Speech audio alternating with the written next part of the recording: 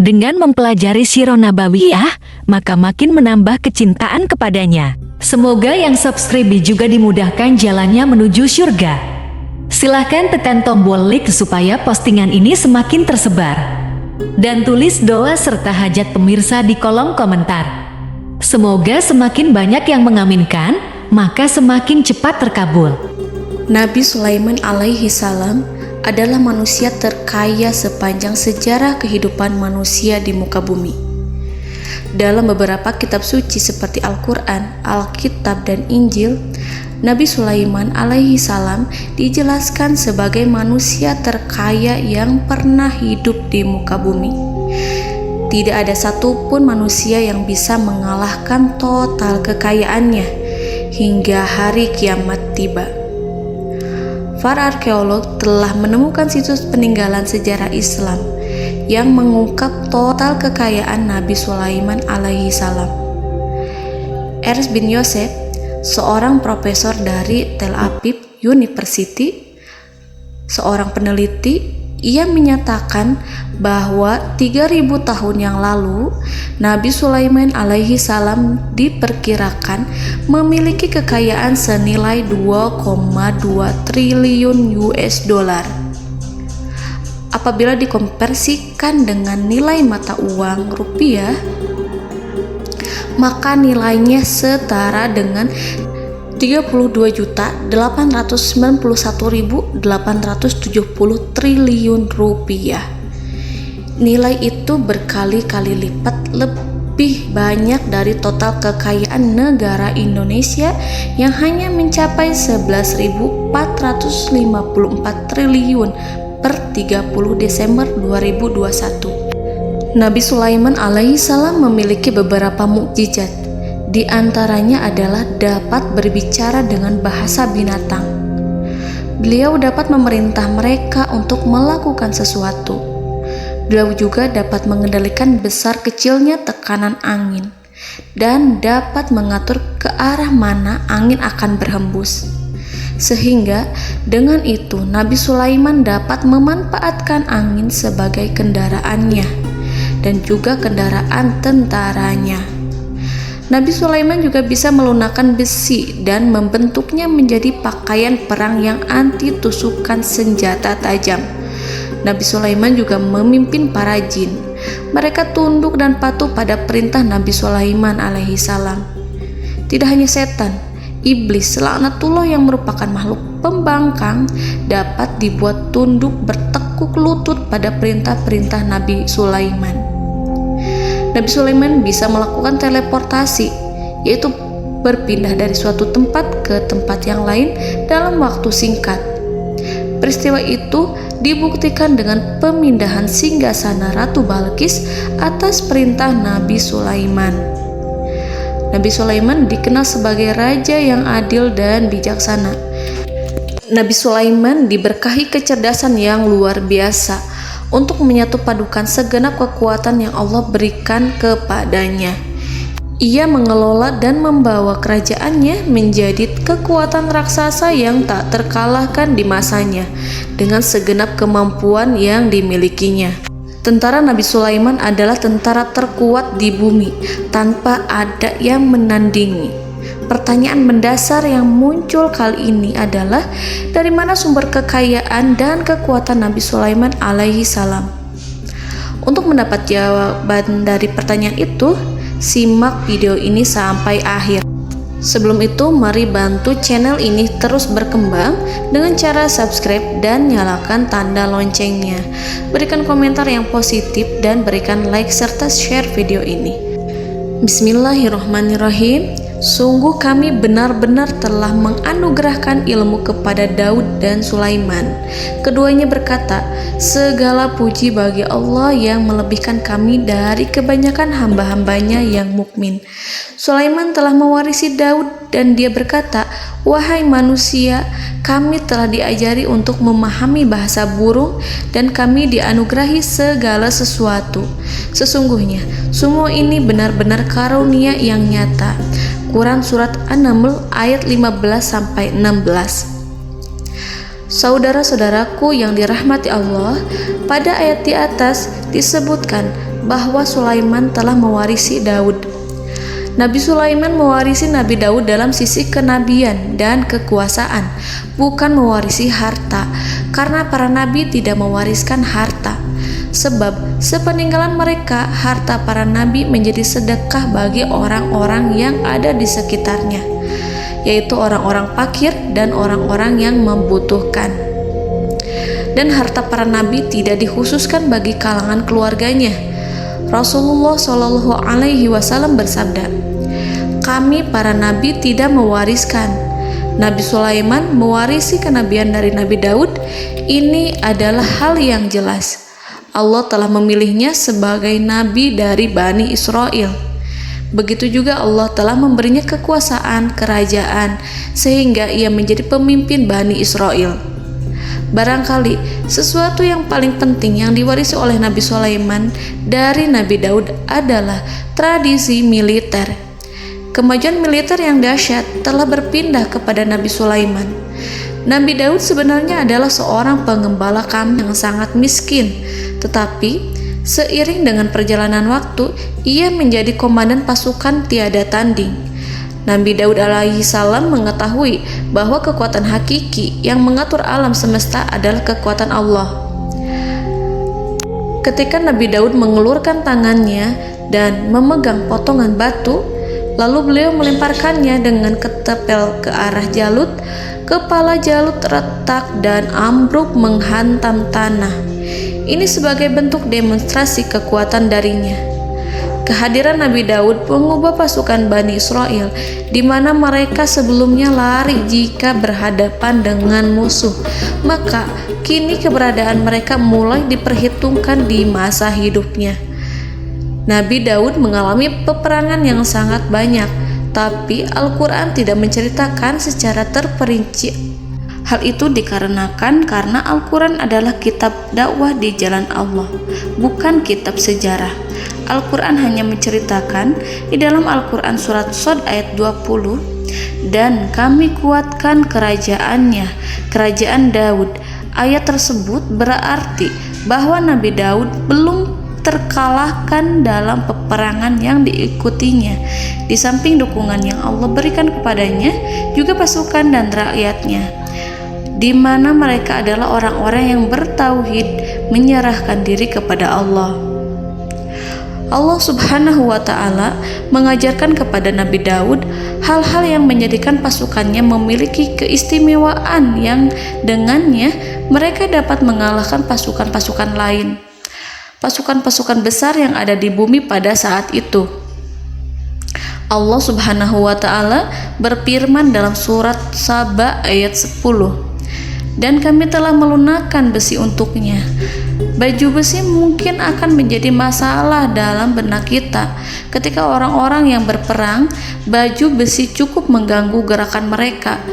Kita bisa membayangkan ketika ada dua orang berperang, salah satu dapat bergerak bebas, sementara yang lainnya tidak leluasa bergerak karena tertahan dengan pakaiannya. Namun, dengan kekuasaan Allah, Nabi Daud dapat melunakkan besi dan membuat baju besi yang ringan, yang mudah untuk digunakan.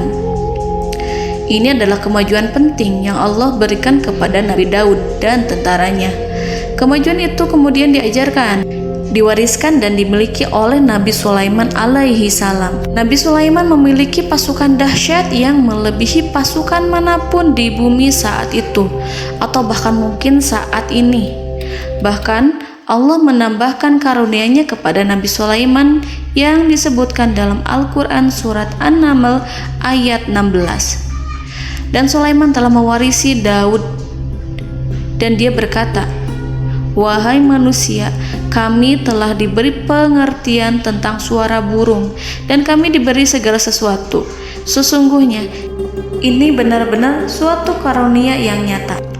Saudara-saudaraku yang dirahmati Allah, pada suatu hari Nabi Sulaiman alaihi salam menengadahkan tangannya dan berdoa kepada Allah Subhanahu wa Ta'ala.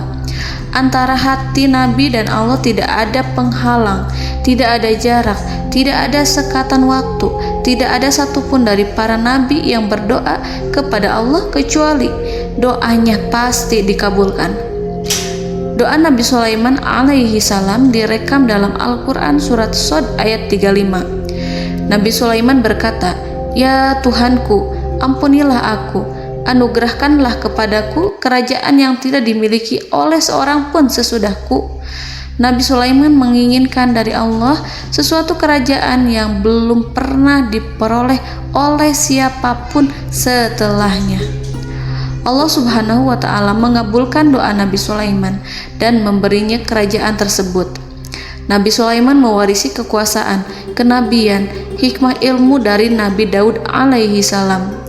Orang-orang menyebut Nabi Sulaiman Al-Hakim, Sulaiman yang bijaksana. Kebijaksanaannya tidak terbatas pada keadilan di tengah-tengah manusia dan juga kasih sayangnya kepada mereka.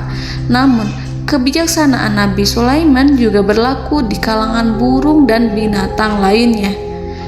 Nabi Daud juga mengenal bahasa burung, tetapi Nabi Sulaiman dapat berbicara dengan bahasa burung. Bahkan, ia dapat menggantikannya sebagai pembantunya ketika Nabi Daud bertasbih di gunung-gunung. Dan burung-burung serta binatang-binatang buas ikut bertasbih bersamanya. Bahkan angin pun berhenti untuk mendengarkan tasbih itu. Sedangkan Nabi Sulaiman, Allah Subhanahu wa Ta'ala memberinya karunia lebih dari itu, di mana binatang-binatang buas tunduk padanya. Begitu juga angin dan burung. Saudara-saudaraku yang dirahmati Allah, Nabi Sulaiman alaihi salam mampu mendengarkan bisikan semut yang berbicara kepada sesama mereka. Bahkan, ia mampu memerintahkan semut tersebut sehingga semut itu menjadi taat pada perintahnya. Pasukan Nabi Sulaiman memiliki kekuatan yang sangat dahsyat. Belum pernah ada di dunia ini satu pasukan pun yang memiliki kekuatan seperti itu. Kekuatan Nabi Sulaiman berasal dari beberapa kombinasi yang sangat mengagumkan, sehingga karenanya ia tidak dapat tertandingi. Kekuatan itu terdiri dari manusia, binatang-binatang, jin, dan lain sebagainya. Kita mengetahui bahwa jin adalah makhluk Allah dan manusia tidak mampu melihatnya atau menghadirkannya atau meminta pertolongan kepadanya. Sedangkan Nabi Sulaiman telah diberi Allah suatu kemampuan untuk menundukkan jin, mempekerjakan mereka sebagai tentara di tengah-tengah peperangan. Bahkan ia mampu menjadikan mereka sebagai pekerja-pekerja kasar di kerajaannya saat tidak ada peperangan. Oleh sebab itu, ketika ada pasukan lain yang mencoba melawan pasukan Nabi Sulaiman, mustahil mereka akan mendapatkan kemenangan. Bahkan pasukan Nabi Sulaiman diperkuat oleh pasukan burung.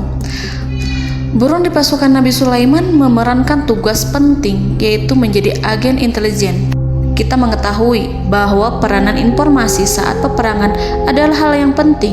Dari informasi tersebut, pasukan dapat mengetahui keadaan lawannya. Demikianlah peranan burung pada pasukan Sulaiman. Ia terbang di tengah-tengah musuh. Kemudian, ia kembali kepada Nabi Sulaiman untuk menyampaikan berita tentang keadaan lawannya. Di samping jin dan burung, Allah juga menundukkan angin untuk Nabi Sulaiman.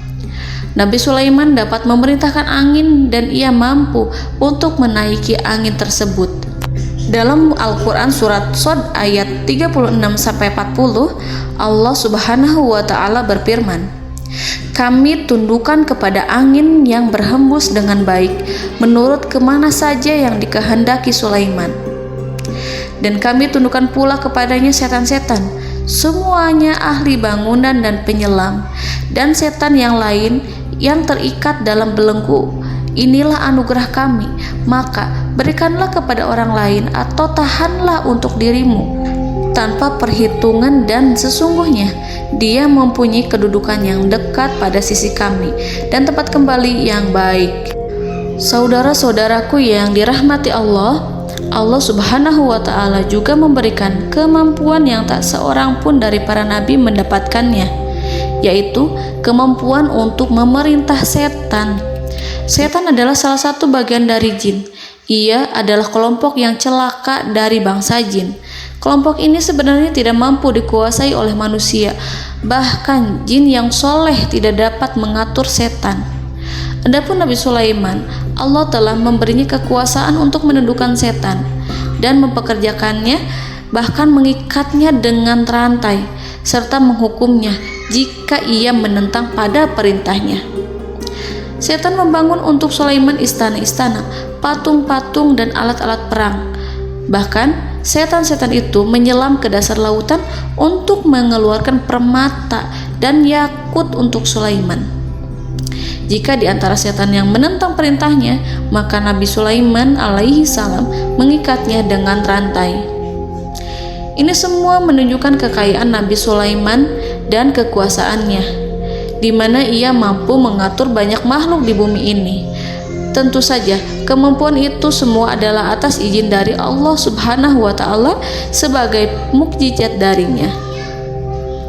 Allah Subhanahu wa Ta'ala berfirman dalam Al-Quran surat Saba ayat 12, dan sebagian dari jin adalah yang bekerja di hadapannya di bawah kekuasaannya dengan izin Tuhannya, dan siapa yang menyimpang di antara mereka dari perintah kami, maka kami rasakan kepadanya azab neraka yang apinya menyala-nyala. Para jin itu membuat untuk Sulaiman apa yang dikehendakinya, dari gedung-gedung yang tinggi, patung-patung, dan piring-piring yang besarnya seperti kolam, atau periuk yang tetap berada di atas tungku. Saudara-saudaraku yang dirahmati Allah, Nabi Sulaiman yang bijaksana adalah penguasa yang tak tertandingi di muka bumi. Meskipun memperoleh nikmat-nikmat khusus yang agung itu yang Allah berikan kepada Sulaiman, beliau tetap menunjukkan dirinya sebagai manusia yang paling banyak berzikir kepada Allah dan manusia yang paling banyak bersyukur di zamannya.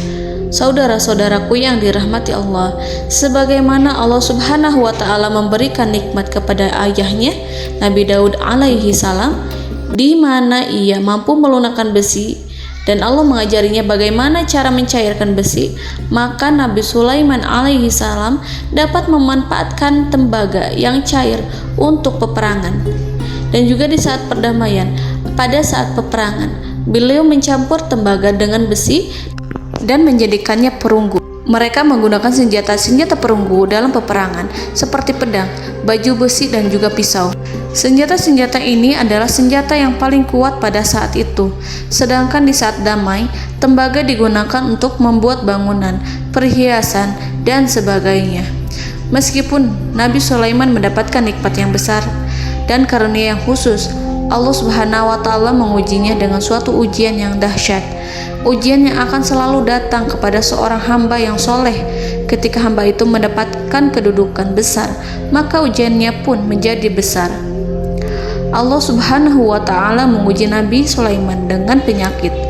Diceritakan oleh Fahru Roji, Nabi Sulaiman diuji dengan suatu penyakit yang keras, di mana kedokteran saat itu tidak dapat dan tidak mampu mengatasinya. Sakitnya Nabi Sulaiman sangat keras sehingga para dokter dari kalangan manusia ataupun jin tidak mampu menghilangkan penyakit itu. Lalu burung-burung menghadirkan rumput-rumput yang dianggapnya sebagai obat, tetapi Nabi Sulaiman tak kunjung sembuh.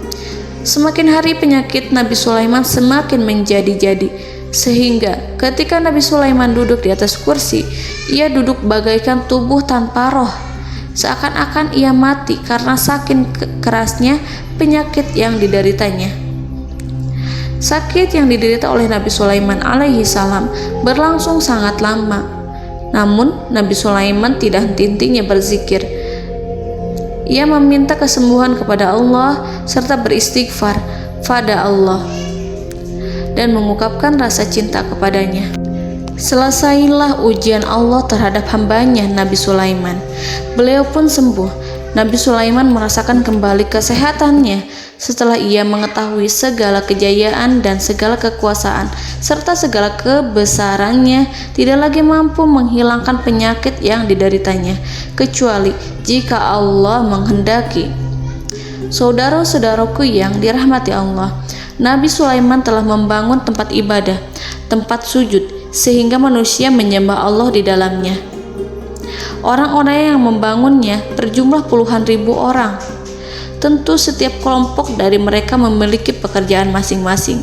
Di antara mereka ada yang mencairkan tembaga, di antara mereka ada yang tukang pahat, ada yang tukang ukir, ada yang membelah batu, ada yang memotong kayu, ada yang mendatangkan rumput-rumput dari Libanon, ada yang mendatangkan emas dan menjadikannya lempengan-lempengan yang mengkilat untuk menutupi kayu, serta untuk melapisi dinding-dinding. Bahkan golongan jin pun membantu membangun tempat tersebut, tentu dengan perintah dan bimbingan Nabi Sulaiman. Mereka membuat patung-patung yang besar, membuat bejana yang besar untuk tempat makan para tentara dan pekerja, yaitu bejana seperti gunung. Karena saking berat dan besarnya, mereka juga membuat tempat-tempat minum yang besarnya seperti kolam. Nabi Sulaiman mengawasi para pekerjanya dan juga mengurusi masyarakatnya, di mana beliau mengenali problem mereka dan berusaha memecahkannya. Beliau juga mengawasi pasukan dari kalangan binatang dan burung. Beliau mengetahui apabila ada satu di antara mereka yang tidak datang, kemana ia pergi serta mengapa ia pergi.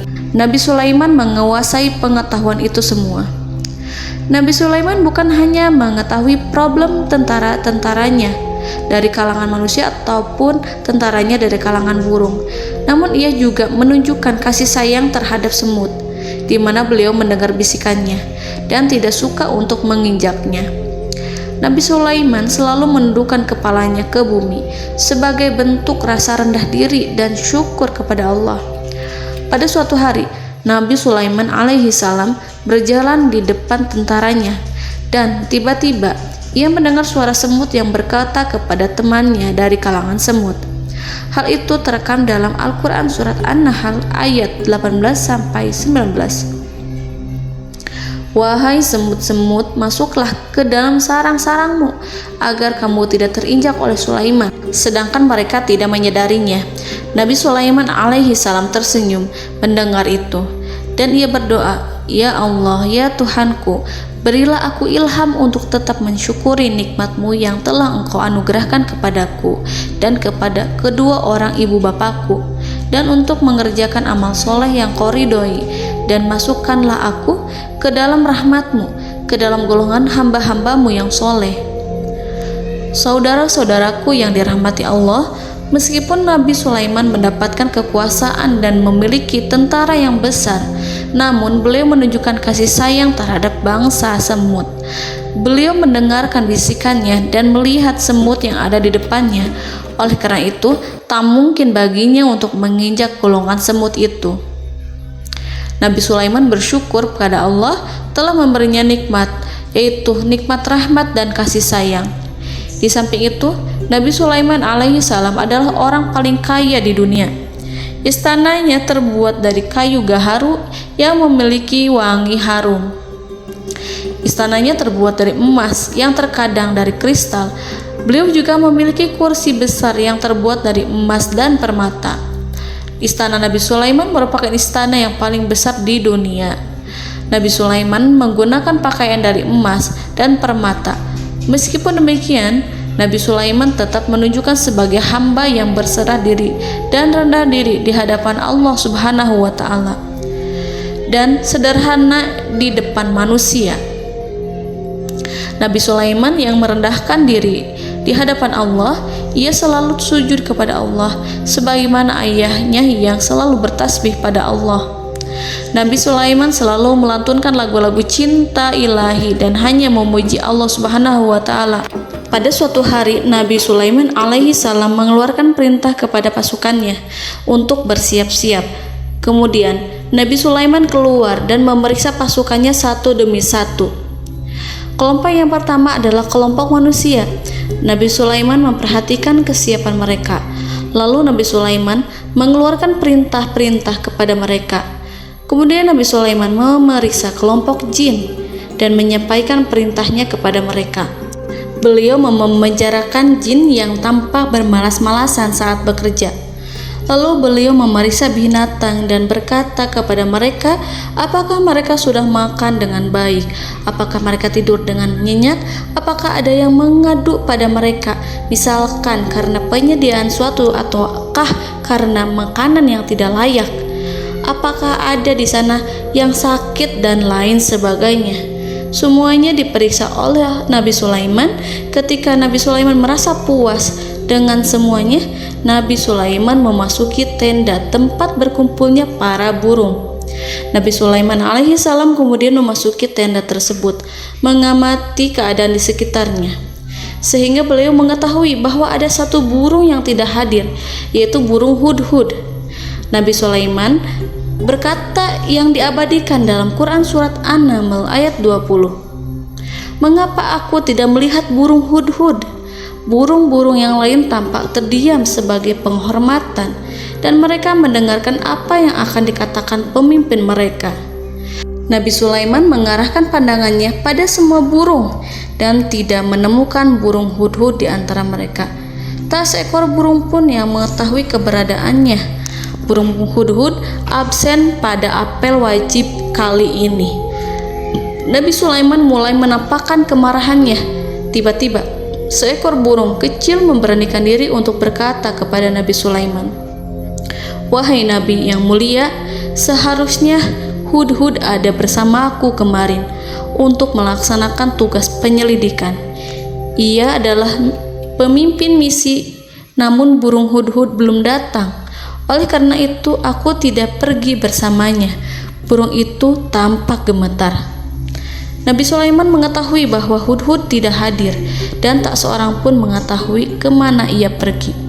Burung hudhud pergi tanpa izin terlebih dahulu.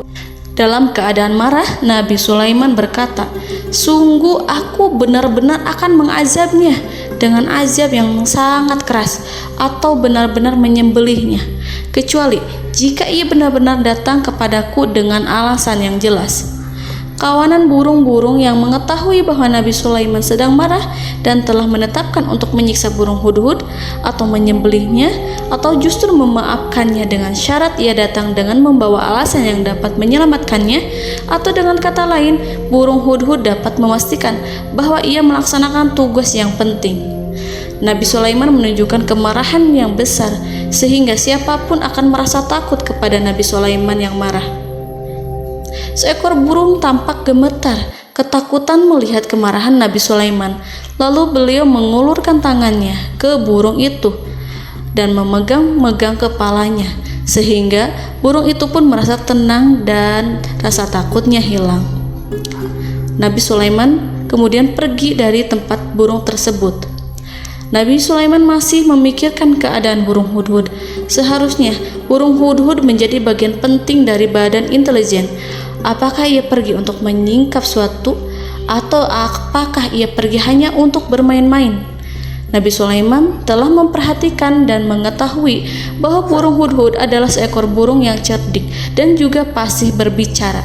Terkadang Nabi Sulaiman mendapati burung hudhud sedang bermain-main dan menunda-nunda pekerjaannya. Namun ketika Nabi Sulaiman melihatnya, burung hudhud memahami bahwa perbuatannya tidak benar.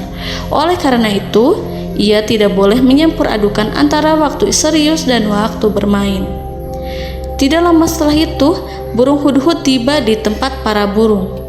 Burung-burung yang lain berkata kepadanya, "Wahai hudhud, pergilah engkau ke tempat Nabi Sulaiman. Jika ia mengetahui bahwa engkau telah sampai, jiwamu benar-benar terancam." Mendengar itu, burung hudhud segera beranjak. Ia terbang menemui Nabi Sulaiman. Pada waktu itu, Nabi Sulaiman sedang duduk bersama tentaranya yang lain. Burung hudhud berdiri. Ia telah merencanakan untuk memulai pembicaraan dengan Nabi Sulaiman sebelum Nabi Sulaiman bertanya kepadanya kemana dia pergi. Ini sebagai bukti bahwa hudhud telah melaksanakan suatu tugas yang penting. Dalam surat An-Nahl ayat 22, burung hudhud, "Aku telah mengetahui sesuatu yang kamu belum mengetahuinya, dan kubawa kepadamu dari negeri Saba suatu berita penting yang diyakini." Seakan-akan burung hudhud hendak berkata, "Aku adalah hudhud yang miskin, tapi Aku mengetahui apa yang tidak engkau ketahui, dan aku telah datang kepadamu dari kerajaan Saba dengan membawa berita yang sangat penting. Nabi Sulaiman tampak terdiam menunggu Hudhud menyelesaikan kisahnya. Dalam surat An-Naml ayat 23-24, burung Hudhud berkata, "Sesungguhnya aku menjumpai seorang wanita yang memerintah mereka. Dia dianugerahi segala sesuatu serta mempunyai singgasana yang besar. Aku mendapati dia dan kaumnya menyembah matahari selain Allah. Dan setan-setan telah menjadikan mereka memandang indah perbuatan-perbuatan mereka, lalu menghalangi mereka dari jalan Allah, sehingga mereka tidak mendapat petunjuk." Burung Hudhud diam. Nabi Sulaiman merasa bahwa Hudhud menunjukkan kepasihan lisannya. Nabi Sulaiman berkata dalam Quran surat An-Nahl ayat 27 sambil menunjukkan senyum manisnya. Nabi Sulaiman berkata, "Akan kami lihat apakah kamu benar wahai Hudhud, ataukah kamu termasuk orang-orang yang berdusta." Seakan-akan burung Hudhud ingin mengatakan, "Aku tidak berbohong, wahai Nabi yang mulia." Namun diamnya Sulaiman membuat takut sehingga burung Hudhud terdiam. Nabi Sulaiman terdiam karena berpikir, lalu ia memutuskan sesuatu setelah itu. Beliau melihat kepada lainnya dan meminta secari kertas dan pena. Nabi Sulaiman menulis surat yang singkat dan menyerahkan kepada Hudhud serta memerintahkan kepadanya seperti yang dikatakan dalam Quran surat An-Nahl ayat 28. "Pergilah dengan membawa suratku ini, lalu jatuhkanlah kepada mereka, kemudian berpalinglah dari mereka, lalu perhatikanlah apa yang mereka bicarakan." Al-Quranul Karim hanya menceritakan dalam Al-Quran surat An-Naml bagaimana perginya Hudhud dan bagaimana ia menyerahkan surat itu. Lalu Al-Quran langsung menyebut keadaan kerajaan Balqis yang saat itu sedang membaca surat di depan para pembesar kerajaan dan para menterinya. Dalam Quran surat An-Naml ayat 29-31, berkatalah Balqis, "Wahai pembesar-pembesar, sesungguhnya telah dijatuhkan kepadaku sebuah surat yang mulia. Sesungguhnya surat ini dari Sulaiman, dan sesungguhnya isinya dengan menyebut nama Allah yang Maha Pengasih lagi Maha Penyayang, bahwa janganlah kalian berlaku sombong terhadapku dan datanglah kepadaku sebagai orang-orang yang berserah diri." Saudara-saudaraku yang dirahmati Allah, dalam surat tersebut Nabi Sulaiman menyebutkan supaya mereka menyerahkan diri dan tunduk kepada perintah Nabi Sulaiman. Nabi Sulaiman memerintahkan agar mereka meninggalkan penyembahan terhadap matahari. Nabi Sulaiman tidak mempersoalkan akidah mereka dan tidak memuaskan mereka dengan apapun. Nabi Sulaiman hanya memerintahkan bahwa ia berada di atas kebenaran. Bukankah ia didukung kekuatan yang berlandaskan keyakinan yang dimilikinya? Nabi Sulaiman hanya memerintahkan mereka agar tunduk dan patuh kepadanya. Ratu Sabak menyampaikan surat tersebut di tengah-tengah kaumnya. Dalam Quran surat An-Naml ayat 32 dijelaskan, "Dan berkatalah Balqis, wahai para pembesar, berilah aku pertimbangan dalam urusanku ini. Aku tidak pernah memutuskan sesuatu persoalan sebelum kamu berada dalam majelisku." Saudara-saudaraku yang dirahmati Allah, para pembesar istana Balqis menentang surat tersebut. Isi surat itu membangkitkan kesombongan kaum Saba, di mana mereka merasa lebih kuat. Mereka mengetahui bahwa di sana ada seorang yang mencoba menentang mereka dan mengisyaratkan peperangan kepada mereka. Lalu ia meminta kepada mereka untuk memenuhi syarat-syaratnya sebelum terjadinya peperangan dan kekalahan. Dalam surat An-Nahl ayat 33, mereka menjawab, "Kita adalah orang yang memiliki kekuatan dan juga memiliki keberanian yang sangat besar dalam peperangan, dan keputusan berada di tanganmu, wahai ratuku. Maka pertimbangkanlah apa yang akan kamu perintahkan." Saudara-saudaraku yang dirahmati Allah, para pembesar kaum Saba seakan ingin berkata, "Kita siap untuk melaksanakan perang." Tampaknya ratu itu memiliki kebijakan yang lebih baik dari pembesar kaumnya. Surat Sulaiman itu membuatnya berpikir lebih jernih dan lebih berhati-hati. Ia berusaha sebisa mungkin menghindari peperangan. ratu itu berpikir dalam tempo yang lama. Nama Sulaiman tidak diketahuinya dan ia pun belum pernah mendengarnya. Oleh karena itu, Ratu kaum Saba tidak mampu mengetahui dan mendeteksi seberapa besar kekuatan Nabi Sulaiman. Boleh jadi Nabi Sulaiman memiliki kekuatan yang dahsyat, sehingga ia mampu memerangi kekuasaannya dan mengalahkannya. Kemudian Ratu memperhatikan apa yang ada di sekelilingnya. Ia melihat kemajuan masyarakatnya dan juga kekayaannya. Barangkali ia mengira bahwa Nabi Sulaiman iri terhadap kemajuan dan kekayaannya itu, sehingga Nabi Sulaiman ingin menyerangnya. Setelah mempertimbangkan isi surat Nabi Sulaiman dengan cermat, Ratu Saba memilih untuk tidak bersikap ceroboh dan bodoh. Ratu lebih suka untuk menggunakan bahasa kelembutan.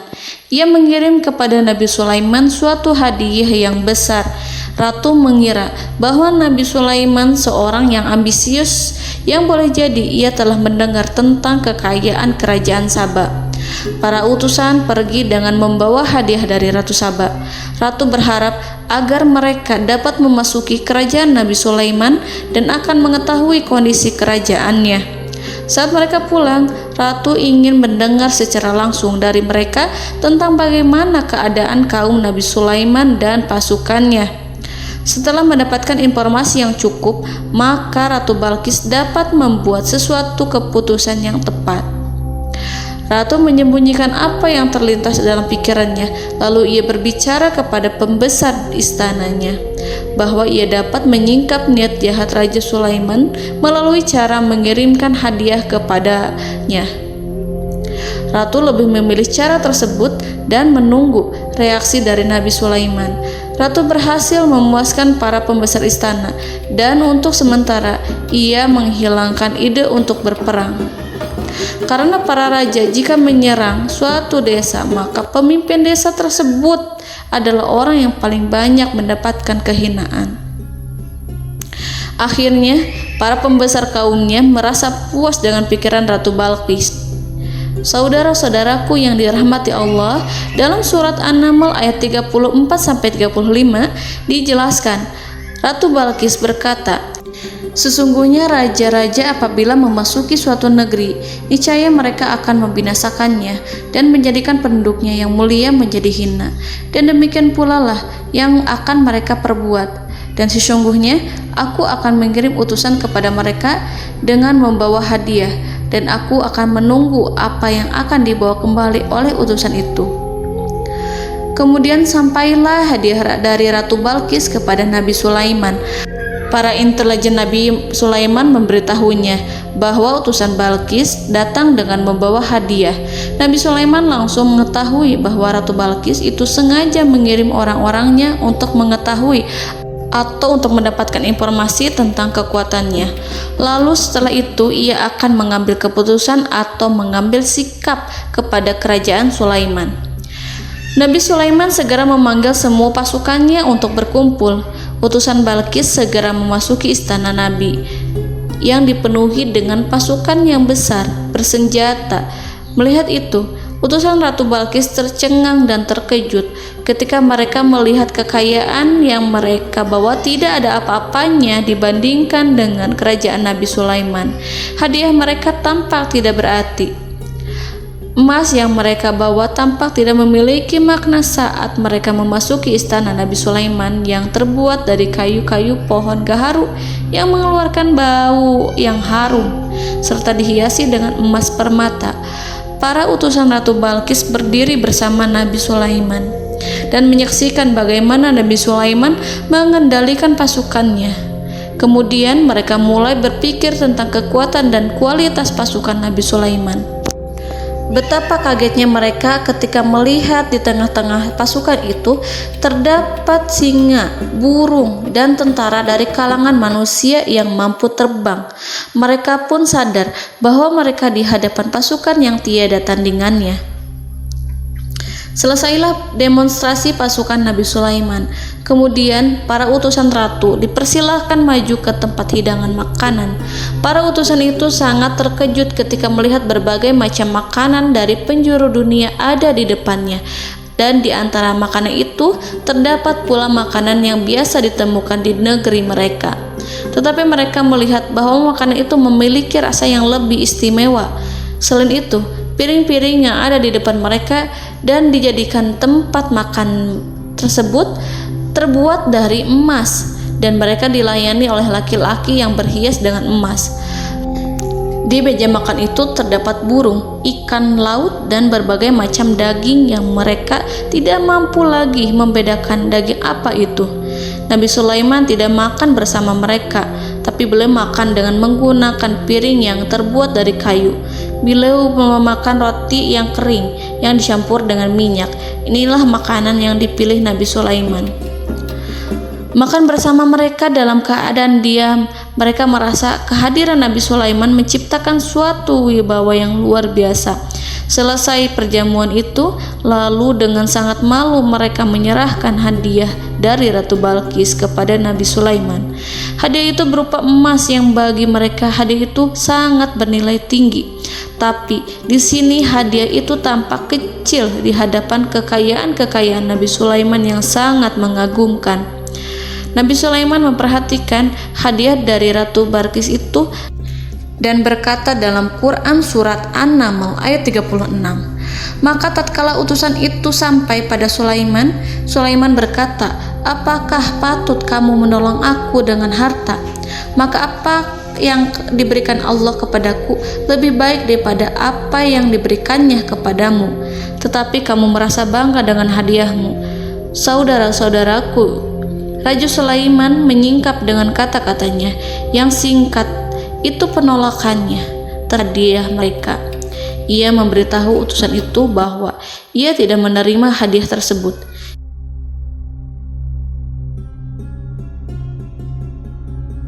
Janganlah kalian berlaku sombong terhadapku dan datanglah kepadaku sebagai orang-orang yang berserah diri. Lalu Nabi Sulaiman berkata kepada mereka dengan pelan.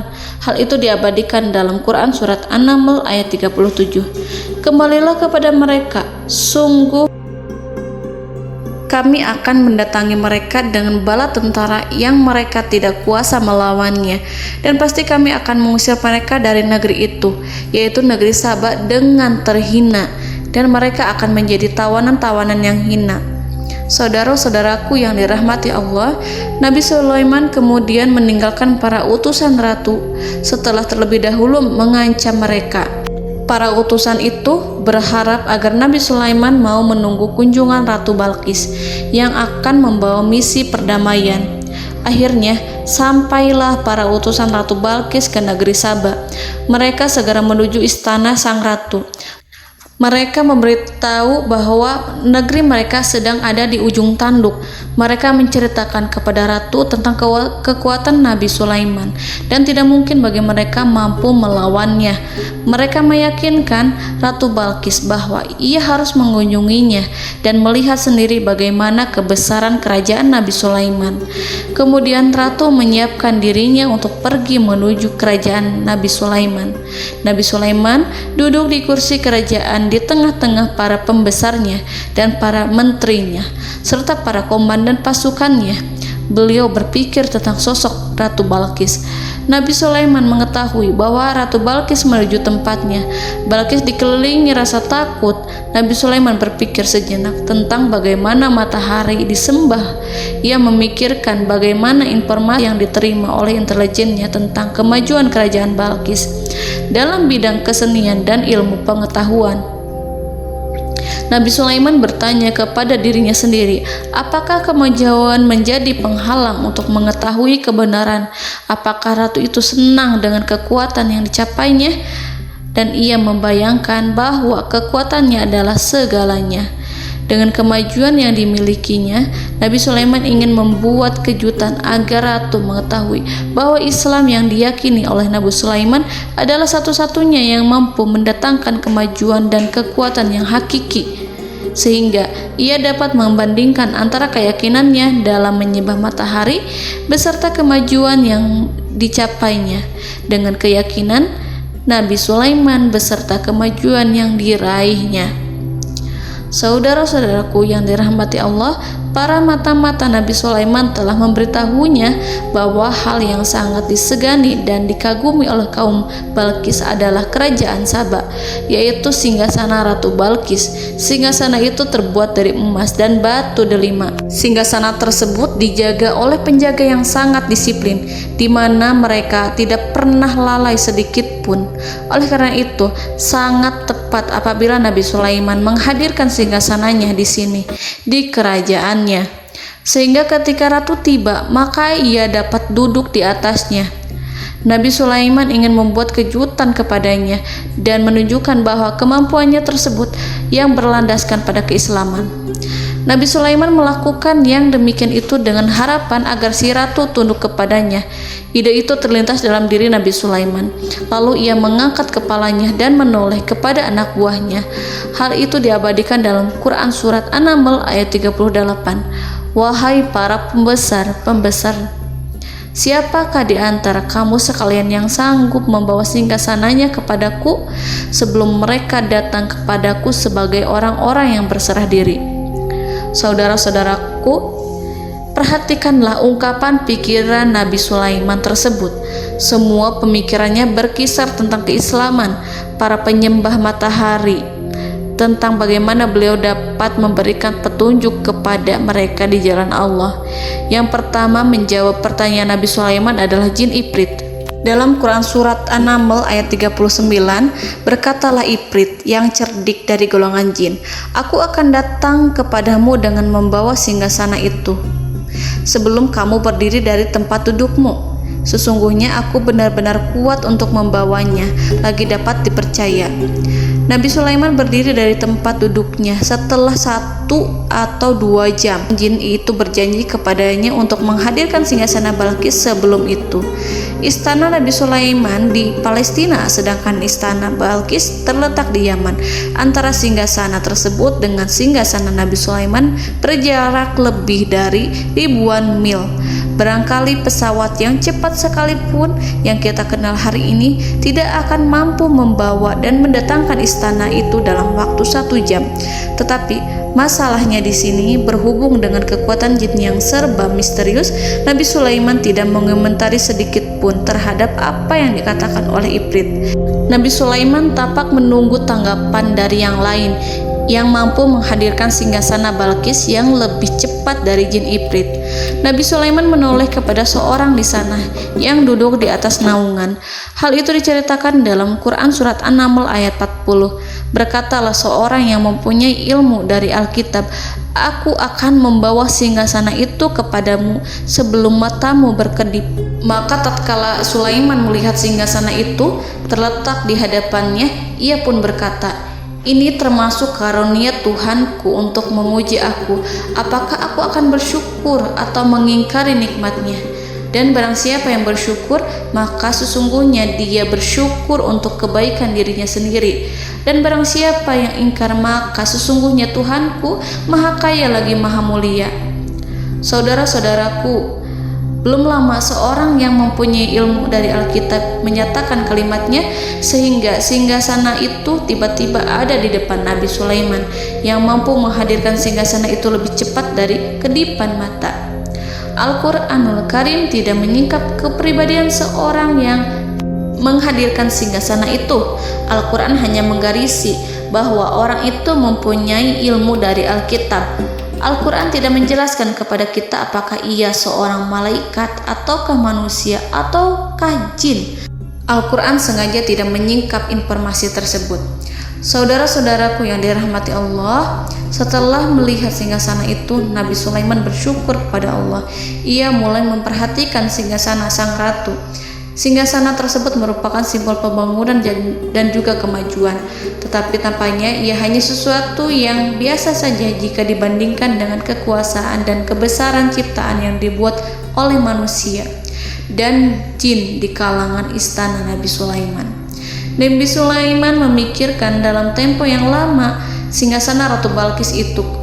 Kemudian beliau memerintahkan agar singgasana itu diperbaiki, sehingga saat Ratu Balkis datang, Nabi Sulaiman akan mengujinya apakah Ratu Balkis dapat mengenali singgasananya ataukah tidak. Dalam Al-Quran surat An-Naml ayat 41, Nabi Sulaiman berkata, "Ubahlah baginya singgasananya, maka kita akan melihat apakah dia mengenal ataukah dia termasuk orang-orang yang tidak mengenalnya." Saudara-saudaraku yang dirahmati Allah, Nabi Sulaiman memerintahkan agar dibangun istana yang akan digunakan untuk menyambut Ratu Balqis. Nabi Sulaiman memilih tempat di laut dan ia memerintahkan agar dibangun suatu istana di mana sebagian besar terdiri dari air laut. Nabi Sulaiman memerintahkan agar lantainya itu terbuat dari kaca yang tebal dan kuat sehingga orang-orang yang berjalan di atas istana itu akan dapat melihat di bawahnya ada ikan-ikan yang berwarna-warni yang berenang-renang ke sana kemari, dan mereka akan melihat rumput-rumput laut yang bergerak-gerak. Akhirnya selesailah pembangunan istana itu. Saking bersihnya kaca lantainya sehingga tampak di sana tidak ada kaca. Burung hudhud memberitahu Nabi Sulaiman bahwa Ratu Balqis telah sampai di dekat kerajaannya. Kemudian Ratu Balqis datang. Al-Quran tidak menyebutkan keadaan Nabi Sulaiman saat menyambut Balqis, namun Al-Quran menunjukkan dua sikap Ratu Balqis ketika pertama kali datang. Yang pertama, bagaimana sikap Ratu Balqis ketika pertama kali melihat singgasananya yang datang mendahuluinya, padahal ia telah meninggalkan pengawalnya untuk setia menjaga singgasana itu. Keadaan kedua adalah keadaan ketika di depan istana yang dibangun untuk menyambut Ratu Balqis. Istana itu penuh dengan permata dan banyak ikan berenang di bawahnya. Dalam Quran surat An-Naml ayat 42 dijelaskan, dan ketika Balqis datang, ditanyakanlah kepadanya, "Serupa inikah singgasanamu?" Balqis menjawab, "Seakan-akan singgasana ini adalah singgasanaku. Kami telah diberi pengetahuan sebelumnya dan kami adalah orang-orang yang berserah diri." Saudara-saudaraku, pada dialek di atas, Balqis melihat singgasananya dan ia tercengang saat mengetahui bahwa itu adalah singgasana miliknya. Namun kemudian ia mulai ragu karena melihat tidak sepenuhnya itu singgasana miliknya. Jika itu benar-benar miliknya, lalu bagaimana ia datang mendahuluinya? Dan bila bukan singgasananya, maka bagaimana Sulaiman dapat meniru sepersis dan seteliti itu? Padahal Sulaiman tidak pernah sekalipun ke kerajaannya. Nabi Sulaiman berkata saat melihat Balqis mengamati singgasananya, "Apakah ini singgasanamu?" Balqis terlihat sangat kebingungan, namun setelah itu ia menjawab, "Sepertinya benar." Nabi Sulaiman berkata, "Kami telah diberi ilmu sebelumnya dan kami sebagai orang-orang muslim." Saudaraku yang dirahmati Allah, melalui pertanyaan Nabi Sulaiman ingin mengisyaratkan kepada Balqis agar ia membandingkan antara keyakinannya beserta ilmu yang dicapainya dengan keyakinan Nabi Sulaiman yang muslim beserta pengetahuan yang telah diraihnya. Penyembahan terhadap matahari dan pencapaian ilmu yang dicapai oleh Ratu Balqis tanpa tidak ada apa-apanya dibandingkan dengan ilmu Nabi Sulaiman dan keislamannya. Nabi Sulaiman telah mendahuluinya dalam bidang ilmu karena keislamannya. Karena itu, sangat mudah baginya untuk mengungguli Balqis dalam ilmu-ilmu yang lainnya. Demikianlah yang disyaratkan dalam pertanyaan Nabi Sulaiman kepada Ratu Balqis. Ratu Saba itu mengetahui bahwa ini adalah singgasananya, di mana singgasana itu datang lebih dahulu daripada dirinya. Beberapa bagian darinya telah diubah saat Balqis masih di perjalanan menuju ke tempat Nabi Sulaiman. Ia berpikir kemampuan apa yang dimiliki Nabi Sulaiman. Ratu Balqis tercengang melihat apa yang disaksikannya yang berupa buah dari keimanan Nabi Sulaiman dan hubungannya dengan Allah Subhanahu wa Ta'ala. Sebagaimana Balqis juga tercengang ketika melihat kemajuan di bidang ilmu pembangunan, seni, dan ilmu-ilmu yang lainnya. Maka ia tidak lebih kagum lagi saat melihat hubungan yang kuat antara keislaman Nabi Sulaiman dengan ilmunya, serta kemajuan yang diraihnya. Dalam Al-Quran Surat An-Naml ayat 43 dijelaskan, dan apa yang disembahnya selama ini selain Allah mencegahnya untuk melahirkan keislamannya, karena sesungguhnya ia terdahulu termasuk orang-orang yang kafir. Saudara-saudaraku yang dirahmati Allah, berguncanglah dalam benak Balqis ribuan hal ketika melihat keyakinan kaumnya runtuh di hadapan Nabi Sulaiman. Ia menyadari matahari yang disembahnya hanya merupakan ciptaan Allah, dan Allah lah yang menggerakkannya untuk hamba-hambanya. Lalu terbitlah matahari kebenaran dalam dirinya. Hatinya diterangi oleh cahaya baru yang tidak akan tenggelam seperti tenggelamnya matahari. Masa keislamannya hanya menunggu waktu.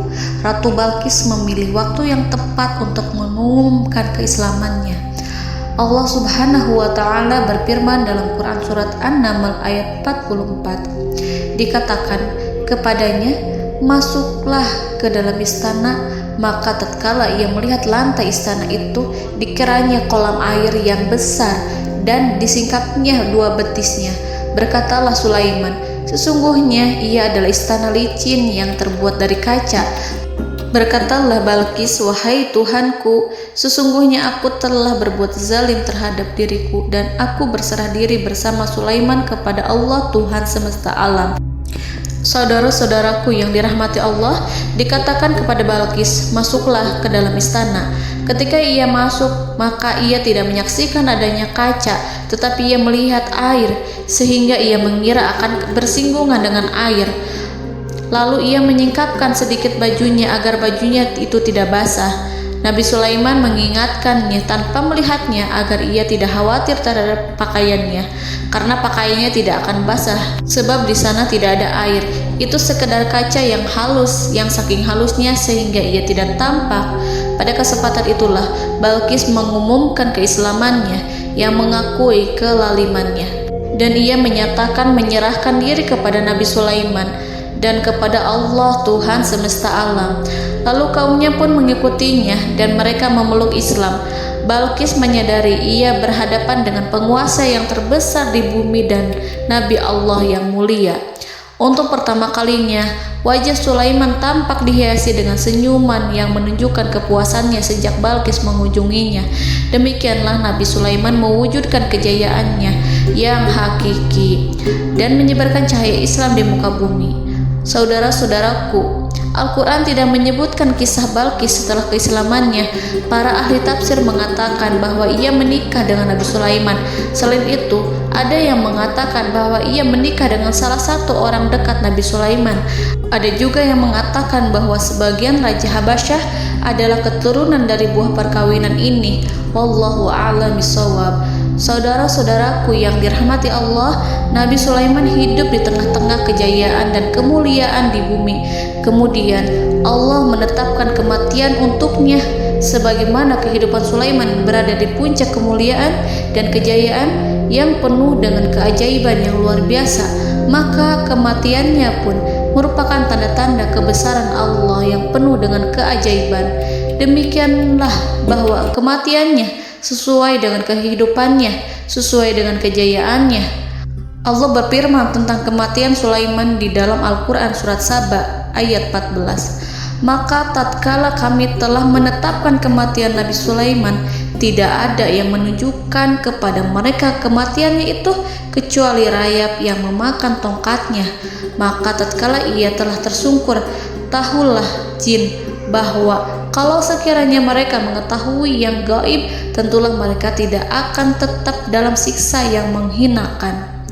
Saudara-saudaraku, kemampuan Nabi Sulaiman untuk menundukkan jin dan mempekerjakan mereka serta hubungan mereka dengan semua itu menimbulkan fitnah di tengah-tengah manusia dalam hal tertentu. Kematian Nabi Sulaiman merupakan batasan jawaban terhadap fitnah ini. Kami tidak mengetahui siapa yang mengklaim bahwa jin mengetahui hal yang gaib, apakah itu setan yang terkutuk atau jin yang bodoh atau manusia yang tertipu.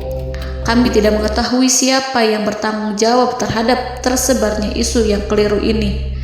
Yang kita ketahui adalah bahwa hal tersebut adalah mempengaruhi sebagian manusia dan jin. Barangkali manusia berkata kepada diri mereka, selama jin melakukan perbuatan yang luar biasa ini, maka apa gerangan yang menjadikan mereka tidak mengetahui hal yang gaib itu? Manusia itu lupa bahwa kunci kegaiban berada di tangan Allah. masalah ilmu gaib tidak akan mampu dikuasai oleh jin dan manusia. Hanya Dia yang mengetahuinya, dan manusia diberitahu hanya sedikit sekali. Saudara-saudaraku yang dirahmati Allah, seakan-akan Allah telah merencanakan bahwa kematian Sulaiman bertujuan untuk menghancurkan pemikiran itu, yaitu pemikiran bahwa jin mengetahui hal-hal yang gaib. Jin bekerja untuk Nabi Sulaiman selama beliau hidup, dan tatkala beliau meninggal, maka tugas mereka menjadi bebas. Nabi Sulaiman meninggal tanpa diketahui oleh jin, sehingga mereka tetap bekerja untuk mereka, tetap mengabdi kepada Sulaiman. Seandainya mereka mengetahui hal yang gaib, niscaya mereka tidak akan meneruskan pekerjaan mereka. Saudara-saudaraku, pada suatu hari Nabi Sulaiman memasuki mihrabnya untuk itikaf ibadah dan beribadah kepada Allah. Tak seorang pun yang berani mengganggu khalwatnya. Mihrab Sulaiman terletak di puncak gunung dan dindingnya terbuat dari permata. Pada suatu hari, Nabi Sulaiman duduk bersandar pada tongkatnya dan ia tampak tenggelam dalam tafakur. Beliau berzikir pada Allah hingga rasa kantuk menguasainya. Lalu setelah itu malaikat maut menemuinya. Nabi Sulaiman pun meninggal. Beliau bersandar kepada tongkatnya. Jin melihatnya dan mengira bahwa beliau sedang sholat, sehingga mereka pun terus melanjutkan pekerjaannya. Berlalulah hari demi hari yang panjang. Datanglah rayap, yaitu semut kecil yang memakan kayu. Hewan itu mulai memakan tongkat Nabi Sulaiman. Rayap itu tampak lapar. Sebagian dari tongkat Nabi Sulaiman dimakan beberapa hari oleh rayap itu. Ketika yang dimakannya semakin bertambah, maka tongkat itu pun menjadi rusak dan kemudian jatuh dari tangan Nabi Sulaiman alaihi salam. Tubuh mulia itu kehilangan keseimbangan dan kemudian jatuh terhempas di bumi. Tatkala tubuh suci itu tersungkur, maka manusia segera menuju ke arahnya.